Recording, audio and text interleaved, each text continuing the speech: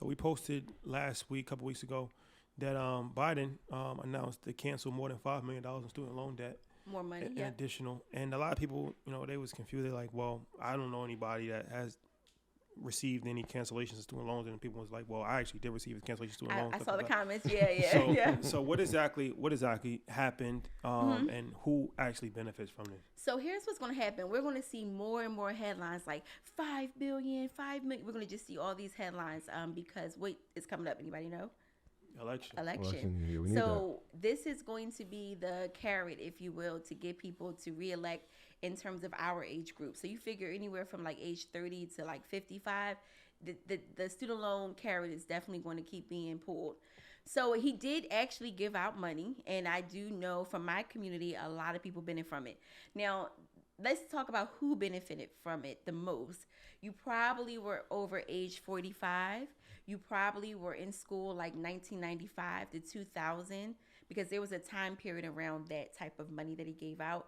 And the term here is called income-driven repayment. They were looking to see, were you in school or in repayment for 20, 25 years? And then here's the thing. They even made some exclusions. Let's say you weren't in repayment, but you had loans that amount of time in repayment.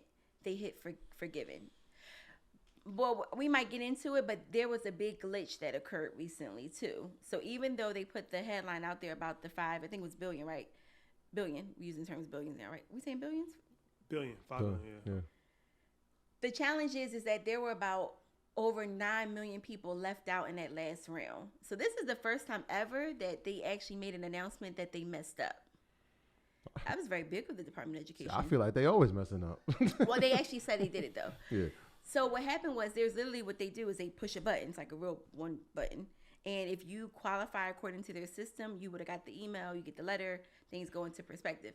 Well, a lot of people, over 9 million people got skipped because if you had just consolidated a few years prior, or you know how all these loans are being transferred to different lenders, the lenders aren't showing the full loan history. So a lot of people accidentally got skipped. So who are the lenders that would qualify? Because I know, I mean, Navient, I know. Well, any federal lender can qualify, but the problem is let's give it a good example. You know how everybody went from Fed loans to Mohilia? That was in the public service loan forgiveness. Yes. Well, just because you went over to Mohilia doesn't mean all of your history went with you.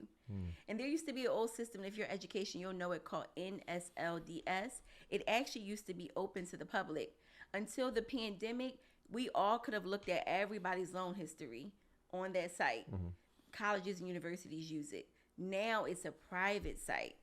So if you want what's called your pre-conversion record, you have to request it from the Department of Education now.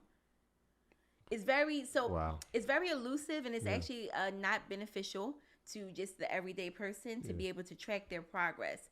You used to track how long you were in forbearance, repayment, in school. Those are the type of pieces of information you need to fight for yourself to get your loans forgiven. So, how do you apply for that?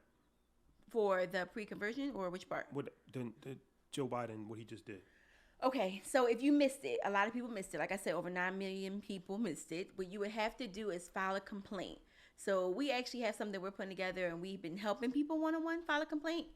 So the cool thing about it is that it's going to take them about, let's say 3 to 6 months from now. We're in December? We're in December.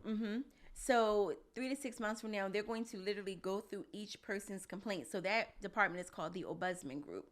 They'll look through, they'll say, hey, Rashad, you're right. You should have been forgiven. We didn't see your pre-conversion record from prior. Some people will be told no. Let's say you were in grad school for forever. You weren't in repayment. Then, so you have to literally submit a complaint through studentaid.gov, right? Yeah. And it can't be like, I'm upset. Y'all didn't forgive me. So they're going to close it out. So it has to be thought out. And you should even highlight or be prepared to say if you know which loans you believe could be forgiven. So spend a little time on it. Got you. So that was for the 9 million people. The biggest one, and when you came in, you're like, Troy, how your loans doing? Well, I just knew you was going to say they were going. I was excited. Well, there's some confusion around it, right? Because I feel like they're making mistakes. So the public service loan forgiveness. Yes. So there's a couple things around it. Let's just explain to the people again what that is, and then I know there's a bunch of dates. So I get the emails like, hey, this is expiring by the October. Yeah. So we'll start there, and then we'll dive into some of the misconceptions and confusion around the public service loan visa. So just depending on the audience that's watching this, most people, I would say, just even think about your events are between 30 and 50. Would you say that's about right? Yep. So if you're between 40 and 50, you got to be careful here. You want to log into studentaid.gov and you want to look at your loans, click view details, and you want to see if it says that you have a direct loan. Very important. If you have what's called an FFELP loan, that's not going to work. Mm-hmm. So it has to be direct loan. That's all you need to know. Then you'll be eligible for any forgiveness programs coming up, even Biden loan forgiveness. But they're doing something really, really, I don't want to say sneaky, but one email went out about it. If you have an FFELP loan, you have until December 31st. This year. To apply. Or you will never get anything forgiven. This is a heavy word to say never. Okay. But the administration has said you will never, like they're being using, because here's what's going to happen. So this will come out in January. So this is okay. It'll be. So if you had watched this, you know. Yeah, good to know. Too late. Now. And I'm not to be funny, but I would really hope that they're lenient on that, and they sometimes make extensions, because I'm not trying to be funny when I say only one email has gone out about this.